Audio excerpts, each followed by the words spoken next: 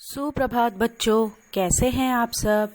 आशा करती हूँ कि ईश्वर की असीम अनुकंपा से आप सब अपने घरों में स्वस्थ व सुरक्षित होंगे। बच्चों, आशा है कि आप सभी की ऑनलाइन परीक्षाएं भी बहुत अच्छे से हुई होंगी।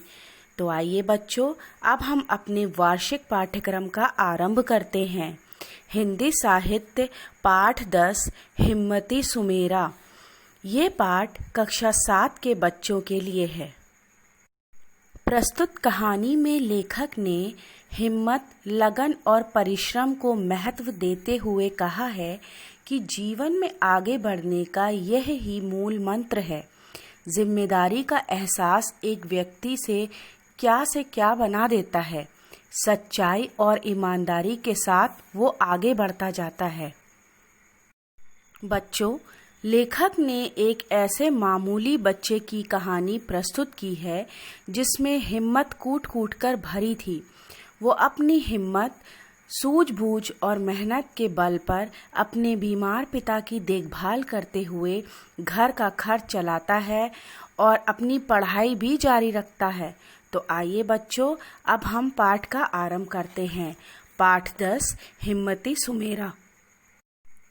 ये कहानी न राजा रानी की है, न मन बहलाने वाली परियों की। ये एक मामूली से बच्चे की मामूली कहानी है। इस कहानी के पास पुराना सा एक बस्ता है जिसमें वो अपनी कॉपी किताब भर कर स्कूल जाता है। इसके पास ढेर सारी हिम्मत भी है जिससे वो मुश्किल काम भी आसानी से कर लेता है। इसकी प्यार दुलार करने वाली माँ भी नहीं है, ना ही दुख देने वाली सौतेली माँ है। केवल एक बाप है जो सारे दिन बस अड्डे पर या इधर उधर माल ढोता रहता है। बच्चों, ये कहानी एक मामूली से बच्चे की कहानी है जिसके पास एक पुराना बस्ता है जिसमें वो अपनी कॉपी किताबें भी संभालता है। और ये बच्चा बहुत ही हिम्मती है, तमाम मुश्किलों का सामना करता है। ना तो इसके पास इसकी माँ है और ना ही सौतेली माँ, केवल इसके पास इनके पिताजी हैं जो कि दिन भर बस अड्डे पे माल उठाने का काम करते हैं। तो आइए बच्चों, अब आगे का अध्ययन करते हैं। बच्चे का नाम है सुमेर सिंह, पर सब उसे सुमेरा कहते हैं। रात में बाप सुमेरा को अपने पास लिटाकर बहुत प्यार करता है। उसे दुनिया भर की बातें बताता है। सच्चाई और ईमानदारी की घुट्टी उसने सुमेरा को बचपन से पिलाई थी। सुमेरा के नन्हे मन में ये बात पत्थर की लकीर की तरह जम गई थी कि चोरी, झूठ और बेईमानी से बढ़कर पाप दुनिया में कोई नहीं है।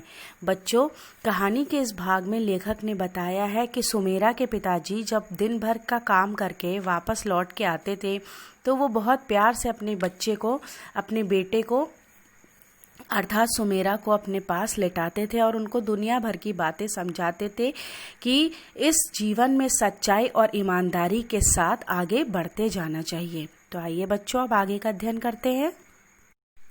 एक दिन शाम को खाना बनाकर और घर का काम पूरा करके वो पढ़ रहा था। तभी देखा 3-4 आदमी उसके बाप को उठाकर लिए चले जा रहे हैं। पता लगा पहले बहुत जोर से सिर चकराया और फिर वो बेहोश हो गया था। आसपास के लोग उसे अस्पताल ले गए। 2 दिन बाद बेहोशी टूटी, पर दोनों पैर बेकार, लकवा मार गया था। बेचारा 10 बरस का सुमेरा करे तो क्या करे। आसपास वालों ने कहा पढ़ाई छोड़कर कोई नौकरी कर ले, पर सुमेरा के मन में पढ़ाई की धुन समाई हुई थी। मगर अब पढ़े तो काम कैसे करे और काम ना करे तो खाए क्या। छोटा सा सुमेरा, बड़ी सी मुसीबत। सुमेरा था बड़ा हिम्मती, घबराया नहीं। पास में ही सब्जी बाजार था। उसने तय किया 12 से 5 तक स्कूल जाऊंगा, सवेरे शाम बापू को देखूंगा और सब्जी या फल कुछ भी बेचूंगा। सुमेरा ने सोच तो लिया, पर सोचने से ही काम नहीं हो जाता है क्या। फल या सब्जी खरीदने के लिए पैसे कहाँ से आएं? खरीदेगा नहीं तो बेचेगा क्या। आसपास किसी से मांगना बेकार है। सभी इतने गरीब, अपना ही पेट भर लें तो बड़ी बात। रात भर सुमेरा सोचता रहा क्या करे, किससे मांगे। दूसरे दिन स्कूल गया तो सीधे मास्टर साहब के सामने खड़ा हो गया, सारी बात बताई और कहा, मुझे काम करने के लिए कुछ रुपए उधार दीजिए। मास्टर साहब उसके कहने के ढंग पर ही चकित हो गए।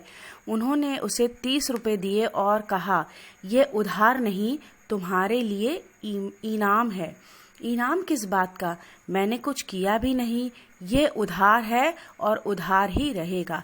बच्चों, कहानी के इस भाग में लेखक ने बताया है कि एक समय जब सुमेरा अपने घर का पूरा काम करके पढ़ रहा था, तभी उसने देखा कि कुछ लोग उसके पिताजी को उठाकर लिए आ रहे हैं।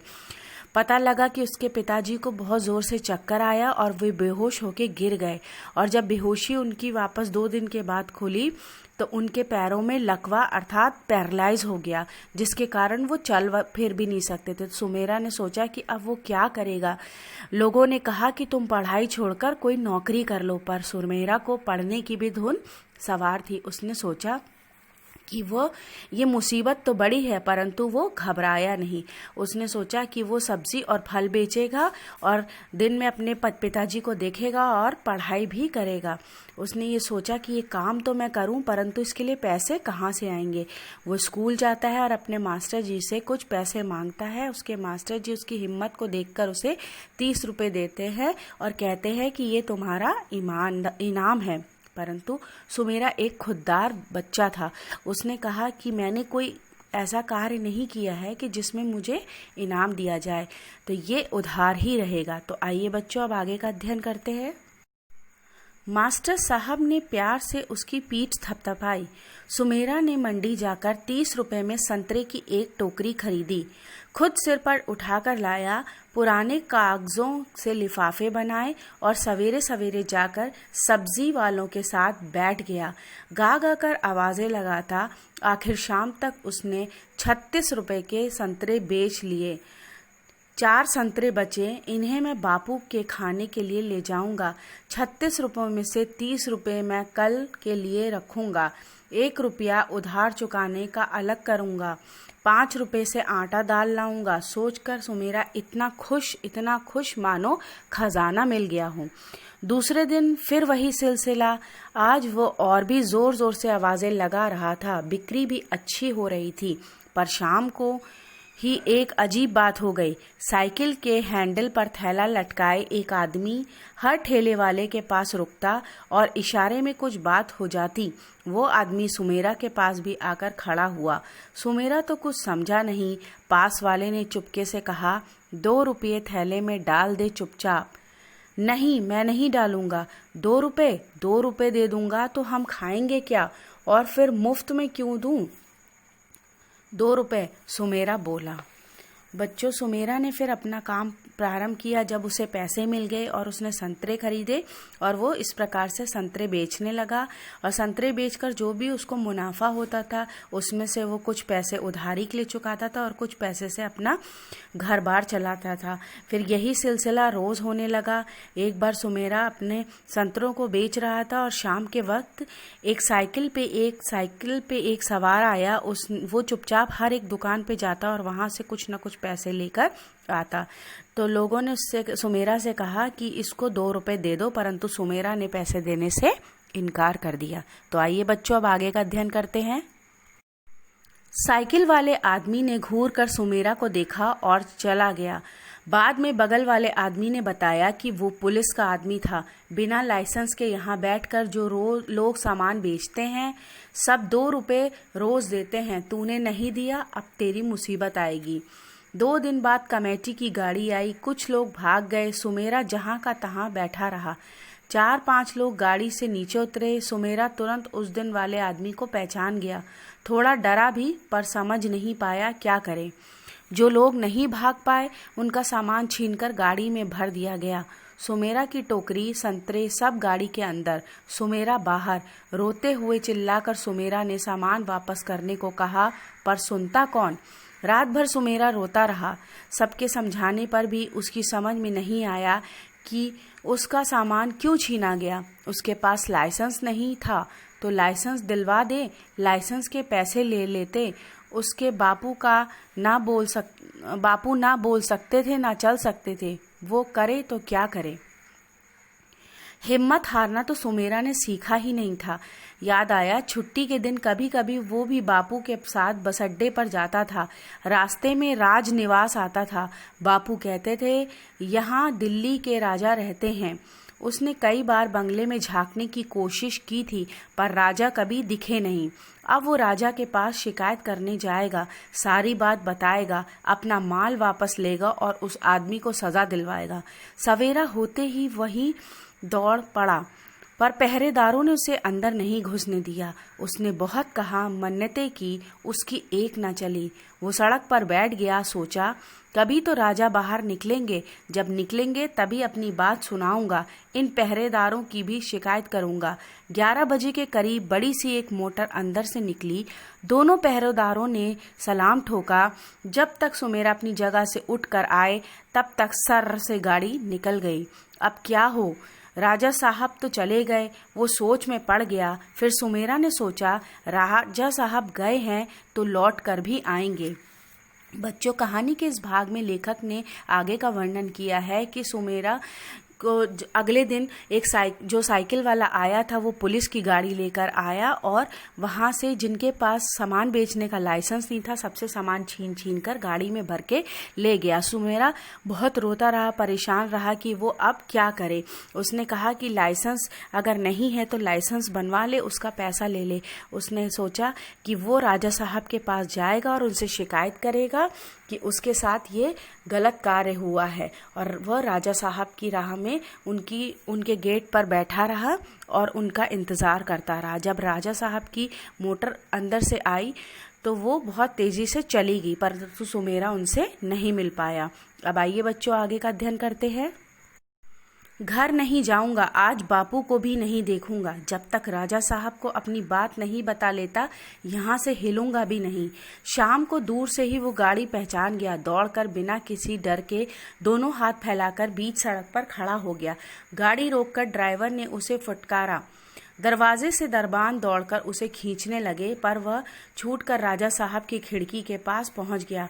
राजा साहब, मेरी बात सुनिए, मैं सवेरे से खड़ा हुआ हूं, आपको मेरी बात सुननी ही पड़ेगी, मेरे साथ न्याय करना पड़ेगा। कहते कहते वो सुबकने लगा।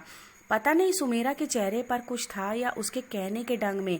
राजा साहब ने उसे भीतर आने को कहा। राजा साहब सोफे पर बैठे हुए सुन रहे थे। सुमेरा सामने बैठा सुना रहा था। एक एक बात उसने बताई, कहीं झूठ नहीं, कहीं डर नहीं। छोटे से बच्चे की इतनी हिम्मत, ऐसा हौसला। राजा साहब तो दंग। प्यार से सुमेरा को अपने पास बुलाया, पीठ थपथपाकर शाबाशी दी। फिर दूसरे दिन आने के लिए कहा, उसे विदा कर दिया, साथ में 10 रुपए का एक नोट, इस हिम्मत के लिए इनाम। दूसरे दिन सुमेरा ठीक समय पर पहुंच गया। आज पहरेदारों ने उसे रोका नहीं। राजा साहब ने उसे लाइसेंस दिया, साथ में 100 रुपए दिए। सुमेरा ने कहा, मेरा सामान 100 रुपए का नहीं था। कोई बात नहीं, अब तुम 100 रुपए से अपना काम शुरू करो, 1 महीने बाद अपने काम की खबर देना। सुमेरा खुशी खुशी घर लौट गया। ये कहानी नहीं, सचमुच की बात है। आंखों देखी, कानों सुनी। सुमेरा अब बच्चा नहीं, 20 बरस का जवान आदमी है। अपने बापू का इलाज करवाकर उसने उन्हें इस लायक कर दिया कि शाम को जब वो कॉलेज पढ़ने जाता तो बापू दुकान पर बैठकर फल बेचते हैं। अपनी झुग्गी तुड़वाकर उसने 2 कमरों का पक्का मकान बनवा लिया। दिल्ली के सब्जी बाजार में सबसे सुंदर और सजी हुई जो दुकान है वो सुमेरा की दुकान है। तो बच्चों, इस कहानी में ये इस छोटे से बच्चे की हिम्मत का वर्णन किया गया है कि किस प्रकार से उसने अपनी हिम्मत से राजा साहब के सामने सब बातें बताई और राजा साहब ने उसकी हिम्मत को देखकर उसे शाबाशी दी, साथ में 100 रुपये दिए और लाइसेंस भी उसे बनवा के दे दिया, जिसके कारण वो बच्चा जो है अपने काम को आरंभ कर सका। और वो बच्चा आज एक बड़ा जवान 20 साल का इंसान मनुष्य बन चुका है, जो कि आज अपने फल की दुकान भी चला रहा है। साथ साथ उसने अपने पिताजी का इलाज भी करा दिया और वो इसके पिताजी अब इतनी हद तक ठीक हो चुके हैं कि वो दुकान चला सकते हैं। तो बच्चों, इस कहानी से हमें ये शिक्षा मिलती है कि यदि मनुष्य हिम्मत से काम ले और अपनी समझ बूझ का सहारा ले और आगे बढ़ते जाने का प्रयत्न करे तो वो जीवन में हमेशा सफलता को प्राप्त करता है। तो आशा करती हूँ बच्चों ये पाठ आपको समझ में आ गया होगा। अब इसी पाठ से संबंधित कुछ कार्य मैं आपको दे रही हूँ जिसे आपको अपनी कक्षा कार्य कॉपी में करना है। धन्यवाद।